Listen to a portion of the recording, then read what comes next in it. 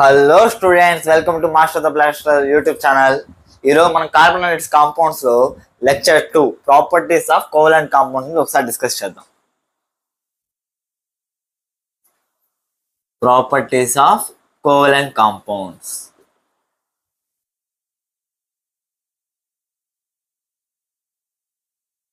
Last time మనం covalent compounds అనేవి ఎలా ఫామ్ అవుతాయి, వాటి మధ్య ఎలక్ట్రాన్ డిస్ట్రిబ్యూషన్ అనేది ఎలా జరుగుతుంది, ఎలక్ట్రాన్ షేరింగ్ అనేది ఎలా జరుగుతుంది with examples electron dot structure తో పాటు మనం తెలుసుకున్నాం. ఈసారి ఆ కోవలెంట్ కాంపౌండ్స్ ఫామ్ అయినాయి కదా, వాటి యొక్క ప్రాపర్టీస్ ఎలా ఉంటాయి ఒకసారి డిస్కస్ చేద్దాం. చూడండి, ఫస్ట్ పాయింట్ ఏంటంటే most of the covalent compounds are liquids and gases. ఇక్కడ మనం ఫస్ట్ పాయింట్ అబ్జర్వ్ చేసాం అనుకోండి, most of the covalent compounds అనేవి ఎలా ఉంటాయంటే మనకి లిక్విడ్స్ గ్యాసెస్ ఫామ్స్ లో ఉంటాయి. అంటే ఈ జనరల్ ఈ పాయింట్ ఎందుకు చెప్తున్నా అంటే మనకు ముఖ్యంగా ఉండే 2 టైప్స్ ఆఫ్ కాంపౌండ్స్ అని, ఒకటి ionic compounds, covalent compounds. Ionic compounds maximum ఎలా ఉంటాయంటే సాలిడ్స్ ఫామ్ లో ఉంటాయి, కానీ కోవలెంట్ కాంపౌండ్ మాక్సిమం ఎలా ఉంటాయంటే లిక్విడ్స్ అండ్ గ్యాసెస్. మీకు ఇంకా పర్ఫెక్ట్ ఎగ్జాంపుల్ చెప్పాలంటే మన చుట్టుపక్కల ఉండే ఎయిర్ మొత్తం కూడా ఎలాంటి కాంపౌండ్స్ అంటే కోవలెంట్ కాంపౌండ్స్. అది ఏ ఫామ్ లో ఉందంటే గ్యాసెస్ ఫామ్ లో. అంటే సాలిడ్స్ ఫామ్స్ లో ఇది ఎగ్జిస్ట్ అవ్వ అంటే ఉంటాయన్నమాట, కానీ ఇది మాక్సిమం వచ్చి లిక్విడ్స్ అండ్ గ్యాసెస్ లాగే మనకు కనిపిస్తాయి అన్నమాట. ఇంకొక మెయిన్ విషయం ఏంటంటే అంటే they have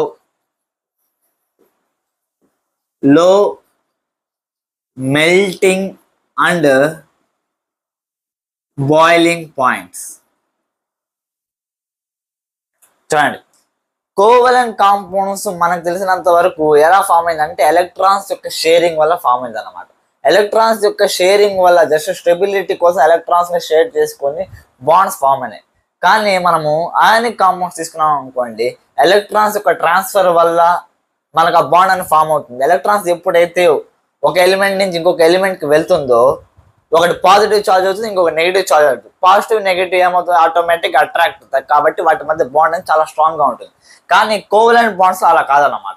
just electrons sharing వల్ల ఈ బాండ్ అనేది ఫామ్ అవుతుంది, కాబట్టి దీని యొక్క మెల్టింగ్ పాయింట్, బాయిలింగ్ పాయింట్ అనేది చాలా వీక్ గా ఉంటుంది అన్నమాట. నెక్స్ట్ ఇంకొక విషయం ఏంటంటే అంటే they are poor conductors of heat and electricity.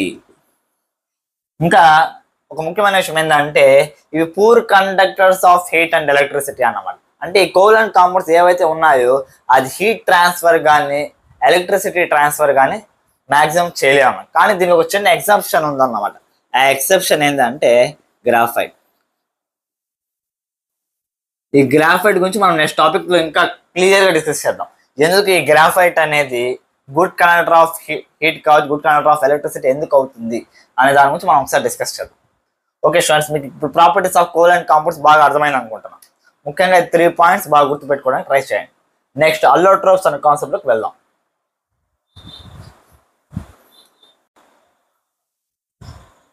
Okay students, ఇప్పుడు మనం అల్లోట్రోప్స్ ఆఫ్ కార్బన్ గురించి డిస్కస్ చేద్దాం.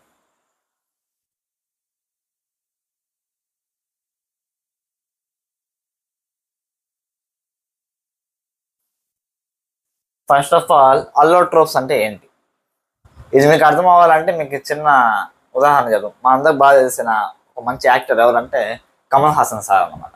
ఇక్కడ అల్లోట్రోప్స్ యొక్క ప్రాపర్టీ మనకు ఎలా కనిపిస్తుంది అంటే కమల్ హాసన్ గారి యొక్క ప్రాపర్టీ ఎలా కనిపిస్తుంది. ఇప్పుడు ఫర్ ఎగ్జాంపుల్ మన కమల్ హాసన్ గారు మనకు దేనికి ఫేమస్ అంటే దశావతారం మూవీలో ఆ నియర్లీ 10 క్యారెక్టర్స్, అంటే ఒక సింగిల్ పర్సనే డిఫరెంట్ క్యారెక్టర్స్ చేశారన్నమాట.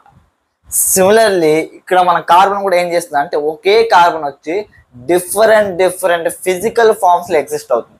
ఫర్ ఎగ్జాంపుల్ మనకు తెలిసిన మంచి జ్యువెలరీ ఏది అంటే డైమండ్ అన్నమాట. అంటే డైమండ్ మొత్తం కూడా దేనితో తయారైంటుంది అంటే ఈ కార్బన్ తోనే తయారైంటుంది. అదేవిధంగా మనం బుక్స్ లో రాసుకుంటే పెన్సిల్ యూస్ చేస్తాం కదా, ఆ పెన్సిల్ యొక్క లిడ్ అనేది దేనితో తయారైంటుంది అంటే కార్బన్ తయారైంది. అంటే పెన్సిల్ యొక్క లిడ్ కూడా కార్బన్ తో తయారైంది. సేమ్ అదే కంప్లీట్ గా డైమండ్స్ మొత్తం కూడా కార్బన్ ఆటమ్స్ అనేవి ఉంటాయి. అంటే ఒక కార్బన్ ఆటమ్ వచ్చి డిఫరెంట్ ఫిజికల్ ఫార్మ్స్ లో మనకి ఎగ్జిస్ట్ అవుతుంది. ఆ ప్రాపర్టీని మనం ఏమంటామంటే అల్లోట్రోఫీ అంటాం. ఆ డిఫరెంట్ ఫిజికల్ ఫార్మ్స్ లో ఉన్న కార్బన్ ని మనం ఏమన్నా అంటే అల్లోట్రోఫ్స్ అంటాం. ద ప్రాపర్టీ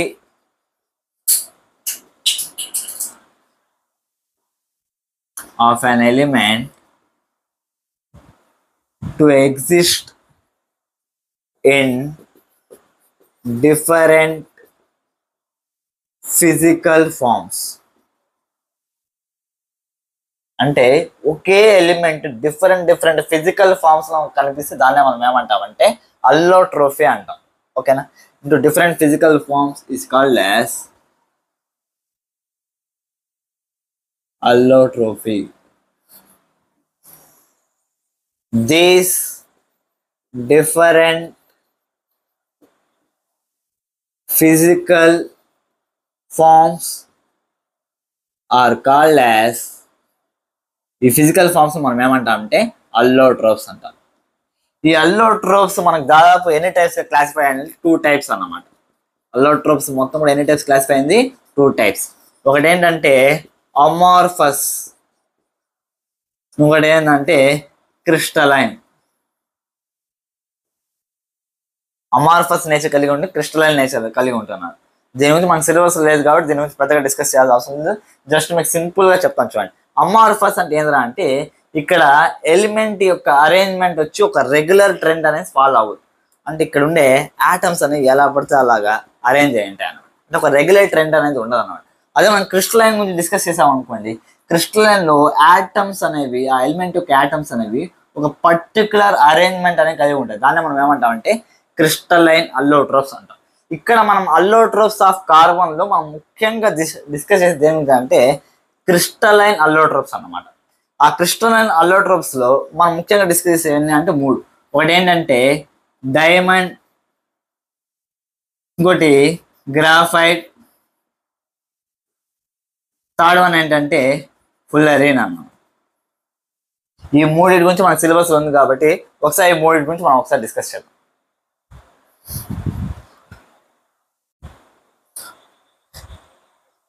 ఓకే స్టూడెంట్స్, ఇప్పుడు మనము డైమండ్ గురించి డిస్కస్ చేద్దాం. ఫస్ట్ ఆఫ్ ఆల్ దీని యొక్క స్ట్రక్చర్ గురించి మాట్లాడాం అనుకోండి. ఇట్ ఈజ్ ఏ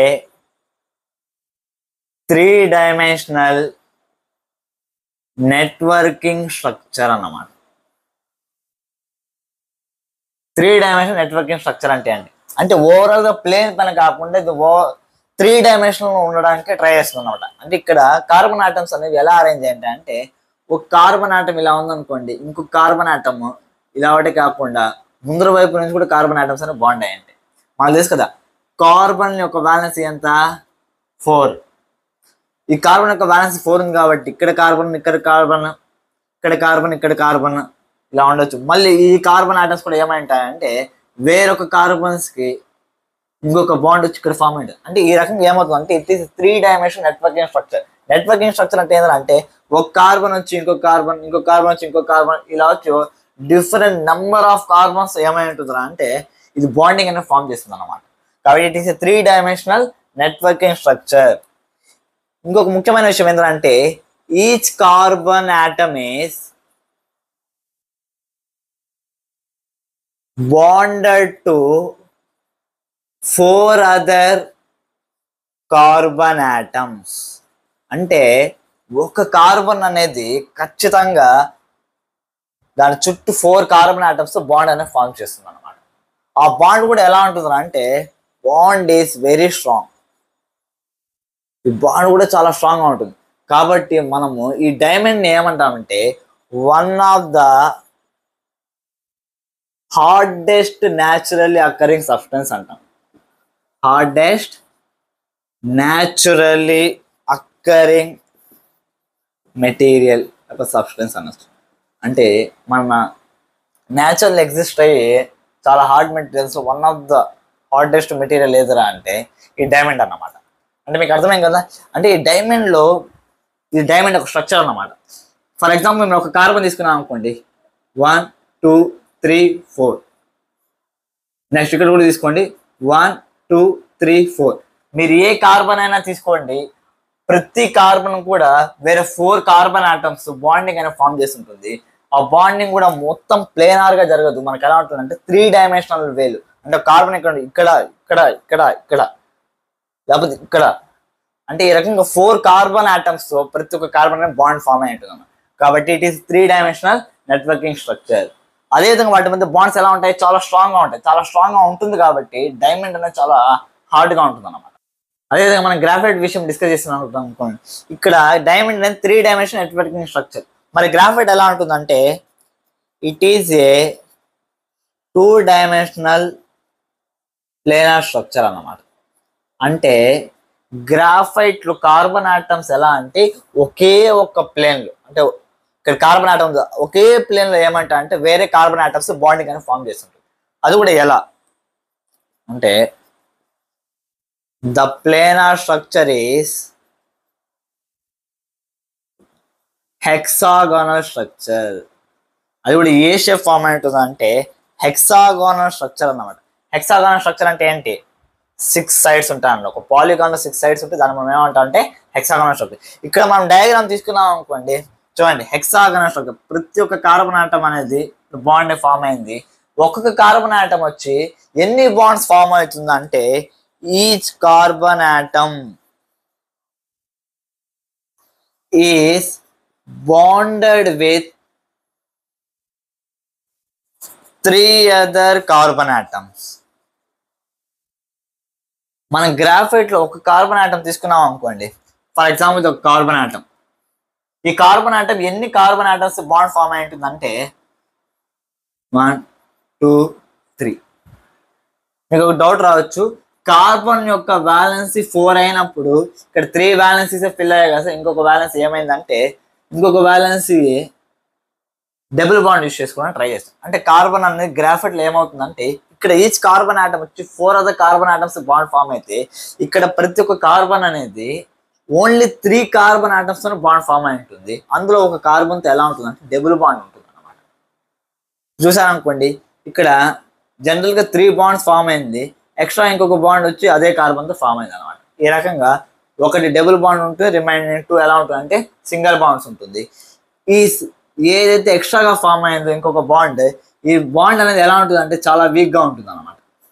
ఎంత వీక్ అంటే ఫర్ ఎగ్జాంపుల్ మీరు కొంచెం ఎలక్ట్రిక్ ఫోర్స్ ఇచ్చారనుకోండి, అక్కడ ఉండే ఎలక్ట్రాన్ అంటే ఈ కార్బన్ కి సంబంధించిన ఎలక్ట్రాన్ ఈ కార్బన్ కి సంబంధించిన ఎలక్ట్రాన్ ఏమవుతుంది అంటే ఎలక్ట్రిక్ ఫోర్స్ కానీ లేకపోతే మీరు హీట్ కానీ ఇచ్చినప్పుడు ఏమవుతుంది అంటే ఆ ఎలక్ట్రాన్స్ అనే ఒక ప్లేస్ నుంచి ఇంకో ప్లేస్ కి కండక్ట్ అవుతాయి అన్నమాట. కాబట్టి మన గ్రాఫైట్ అనేది is a good conductor of heat and electricity. Graphite is a good conductor of heat and electricity.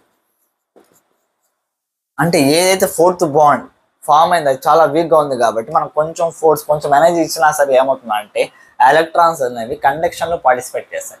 అంటే ఎలక్ట్రిక్ కండక్షన్ కానీ హీట్ కండక్షన్ లో పార్టిసిపేట్ చేస్తాయి.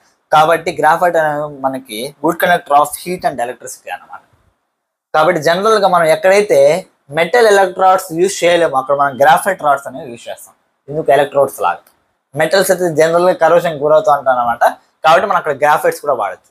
ఇంకొక విషయం మీకు డౌట్ రావచ్చు అనమాట, అంటే ఇక్కడ ఒక లేయర్ ఉంది, ఇక్కడ ఒక లేయర్ ఉంది, కార్బన్ ఒక లేయర్, ఇక్కడ కార్బన్ ఒక లేయర్. మరి ఈ 2 లేయర్స్ కూడా ఎలా ఉన్నాయి, సో ఎలా అటాచ్ అయినా అంటే ఇక్కడ చూసాను అనుకో, ఇక్కడ నేను డాటెడ్ లైన్స్ అని గీస్తున్నాను. ఇవే ఏంటంటే van der Waals force of attraction అన్నమాట. Van der Waals force of attraction అంటే గ్రాఫైట్ లోని ప్రతి ఒక్క లేయర్ కూడా weak van der Waals force of attraction. అంటే ఆ ఫోర్స్ ఆఫ్ అట్రాక్షన్ ఎలా ఉంటుందంటే వీక్ గా ఉంటుంది అనమాట. ఆ చిన్న వీక్ ఫోర్సెస్ వల్ల వచ్చి ఈ 2 లేయర్స్ ఇక్కడ మనం డ్రా చేసిన 2 లేయర్స్ అనేవి కూడా ఫిక్స్ అయ్యాయి అనమాట.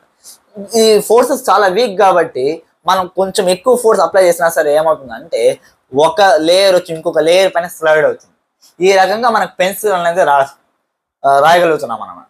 అంటే ఇప్పుడు మనం పెన్సిల్ వచ్చి నోట్బుక్ పైన రాసినప్పుడు అక్కడ అక్షరాలు ఎందుకు పడుతున్నాయి అంటే ఒక లేయర్ వచ్చి మనకు కొంచెం ఫోర్స్ అప్లై చేయగానే అక్కడ ఉండే బాండ్స్ ఈ weak van der Waals force of attraction కలిగిన బాండ్స్ అనేవి బ్రేక్ అయ్యి మనం అక్కడ లేయర్ పైన వచ్చి రాయగలుగుతున్నాం అనమాట. ఇలా ఈజీగా స్లైడ్ అవుతుంది కాబట్టి గ్రాఫైట్ ని కొన్ని సందర్భాలు అంటే ఎక్కడైతే లిక్విడ్ లూబ్రికెంట్స్ యూస్ చేయలేమో అక్కడ గ్రాఫైట్ అనేది లూబ్రికెంట్ లాగా యూస్ చేస్తాం అనమాట. Graphite can also be used as lubricant.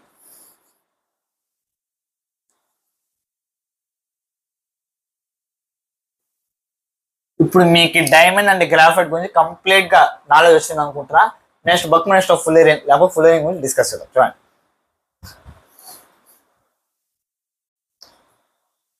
Okay students, ఇప్పుడు మనం ఫుల్లరింగ్ గురించి ఒకసారి డిస్కస్ చేద్దాం. చూడండి, ఇక్కడ మీకు ఒక సాకర్ బాల్ లాగా డిజైన్ కనిపించవచ్చు అనమాట.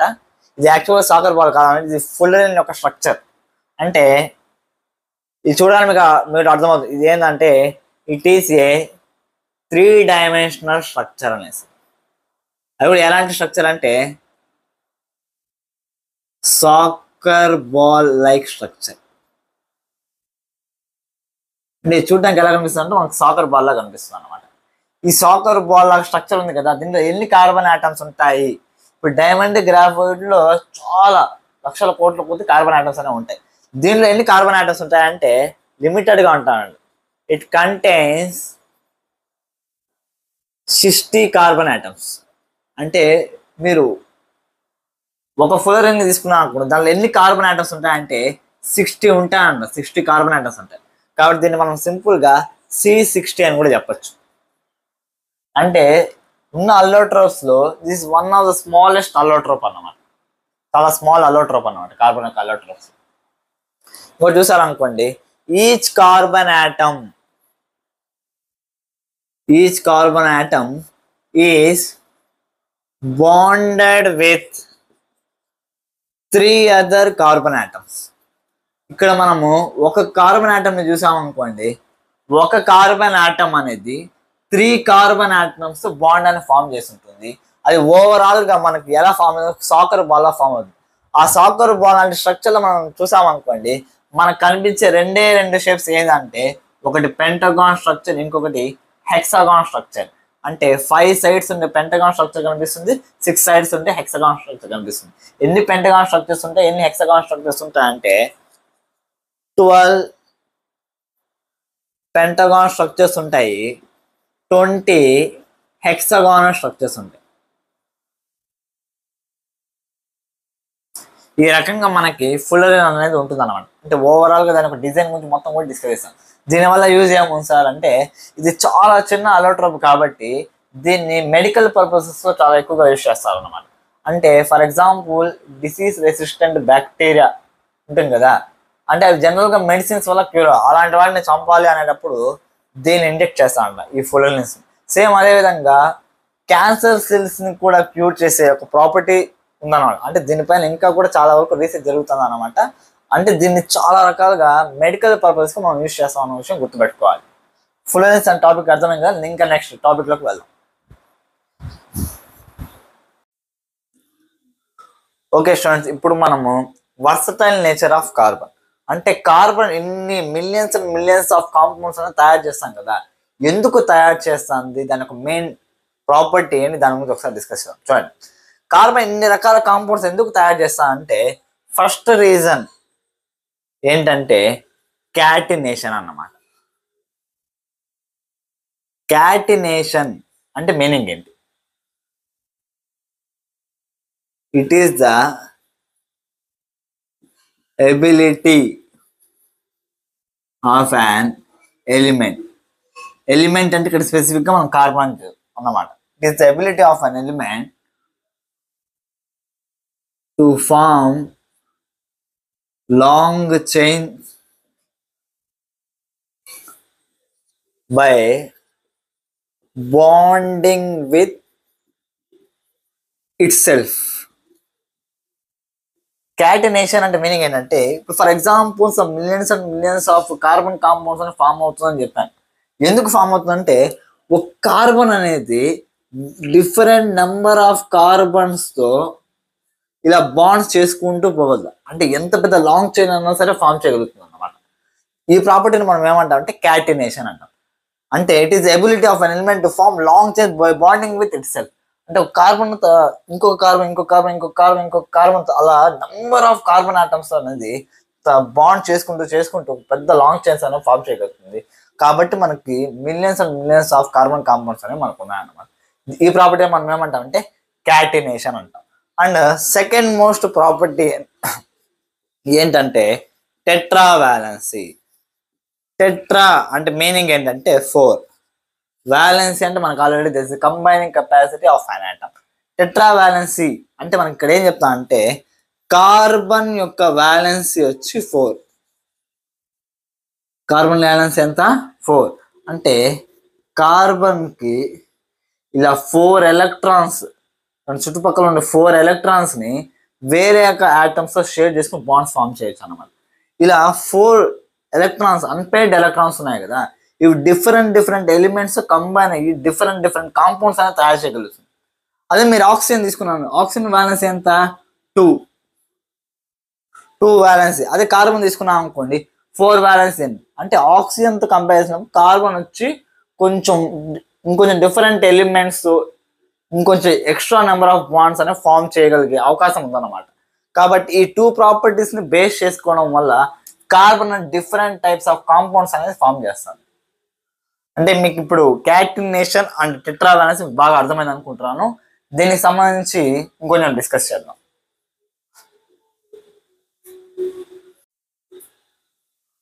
ఓకే ఫ్రెండ్స్, మీ అందరికి ఇప్పుడు వర్సటైల్ నేచర్ ఆఫ్ కార్బన్ బాగా అర్థమైంది అనుకుంటారు. అంటే కార్బన్ వచ్చి డిఫరెంట్ ఎలిమెంట్స్ కంబైన్ అయ్యగలదు. సేమ్ అదే విధంగా కార్బన్ వచ్చి ఇంకా కార్బన్స్తో నెంబర్ ఆఫ్ బాండ్స్ అని ఫామ్ చేస్తూ ఒక లాంగ్ చైన్స్ ఫామ్ చేయగలుగుతుంది. దాన్ని మనం క్యాటినేషన్ అంటామని కూడా మనం డిస్కస్ చేసామన్నమాట. ఇప్పుడు దాన్ని బేస్ చేసుకుని కార్బన్ కాంపౌండ్స్ అనేవి 2 టైప్స్గా డివైడ్ అయింది. దేన్ని బేస్ చేసుకుని? కార్బన్కి మధ్య bond, number of wands base carbon compounds అనేవి 2 టైప్స్గా డివైడ్ అయింది. ఒకటి ఏంటంటే సాచురేటెడ్ హైడ్రోకార్బన్స్,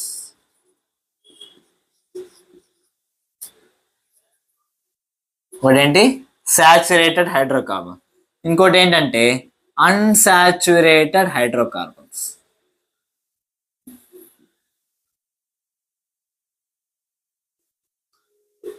సాచురేటెడ్ హైడ్రోకార్బన్స్ అంటే ఏంటి సార్? నేను ఆల్రెడీ చెప్పాను, ఆర్గానిక్ కెమిస్ట్రీ అంటేనే కార్బన్ హైడ్రోజన్ తో ఫామ్ అయిన కాంపౌండ్స్ అనేది. సాచురేటెడ్ హైడ్రోకార్బన్స్ అంటే ఏం లేదు, ఒక కార్బన్కి ఇంకొక కార్బన్కి, అంటే మనం ఓవరాల్ కార్బన్ కాంపౌండ్ తీసుకున్నాం అనుకోండి, అందులో ఒక కార్బన్ ఇంకొక కార్బన్కి మధ్య మొత్తం చైన్ తీసుకున్నప్పుడు ఒక కార్బన్ ఇంకొక కార్బన్ మధ్య సింగిల్ బాండ్ మాత్రమే ఉంటే దాన్ని మనం ఏమంటామంటే సాచురేటెడ్ హైడ్రోకార్బన్ అంటాం.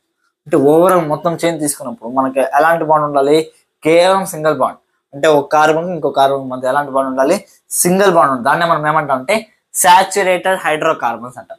అదే అన్సాచురేటెడ్ హైడ్రోకార్బన్స్ అంటే కార్బన్కి మధ్య డబుల్ బాండ్ ఉండొచ్చు, లేకపోతే కార్బన్కి కార్బన్ మధ్య ట్రిపుల్ బాండ్ ఉంది. అంటే ఓవరాల్ మొత్తం కాంపౌండ్ కానీ మాలిక్యూల్ కానీ తీసుకున్నప్పుడు కార్బన్కి మధ్య ఎక్కడైనా సరే డబుల్ బాండ్ కానీ ట్రిపుల్ బాండ్ కానీ వచ్చినప్పుడు దాన్ని మనం ఏమంటామంటే అన్సాచురేటెడ్ హైడ్రోకార్బన్ అంటాం. ఇక అన్సాచురేటెడ్ హైడ్రోకార్బన్ ఇప్పుడు ఫర్ ఎగ్జాంపుల్ డబుల్ బాండ్ వచ్చింది అనుకోండి, దాన్ని మనం ఏమంటామంటే ఆల్కీన్ అంటాం. డబుల్ బాండ్ వస్తే ఏమంటాము? ఆల్కీన్ అంటాం. అదే ట్రిపుల్ బాండ్ వచ్చింది అనుకోండి ఆల్కైన్ అంటాం. ట్రిపుల్ బాండ్ వస్తే ఆల్కైన్. అదే సింగిల్ బాండ్ అంటాం. సింగిల్ బాండ్ని సాచురేటెడ్ హైడ్రోకార్బన్స్ అన్నాం కదా, ఈ సాచురేటెడ్ హైడ్రోకార్బన్స్ మనం ఏమనొచ్చు అంటే ఆల్కేన్స్ అని అనొచ్చు అన్నమాట. అంటే సింగిల్ బాండ్ ఉంటే మొత్తం చైన్ కార్బన్స్కి మధ్య సింగిల్ బాండ్స్ మాత్రమే ఉంటే దాన్ని ఏమంటాం అంటే ఆల్కేన్స్ అంటాము. అదే ఆ మొత్తం చైన్లో ఎక్కడ ఒక చోట అయినా సరే, లేకపోతే 2 చోట్ల అయినా సరే డబుల్ బాండ్ మనకు కనిపించింది అనుకోండి, దాన్ని ఏమంటామంటే ఆల్కీన్ అంటాం. ఒకవేళ ట్రిపుల్ బాండ్ కనిపిస్తే ఆల్కైన్ అంటాం అన్నమాట. అంటే ఇది మీకు అర్థమైంది అనుకుంటున్నా. ఇప్పుడు ఒకవేళ మనం ఆ కాంపౌండ్స్ ఫామ్ అవుతాయి, వాటి యొక్క నేమ్స్ రాయాలి. అక్కడ ఉన్న నెంబర్ ఆఫ్ కార్బన్స్ బేస్ చేసుకుని నేమ్స్ అనేది రాయాలి. ఆ నేమ్స్ ఎలా వస్తాయి సార్? ఆ నేమ్ రాయాలంటే ఎప్పుడు ఒకటి ముఖ్యంగా గుర్తుపెట్టుకోండి, నెంబర్ ఆఫ్ కార్బన్స్ అని మనకు తెలియాలి. ఏం తెలియాలి?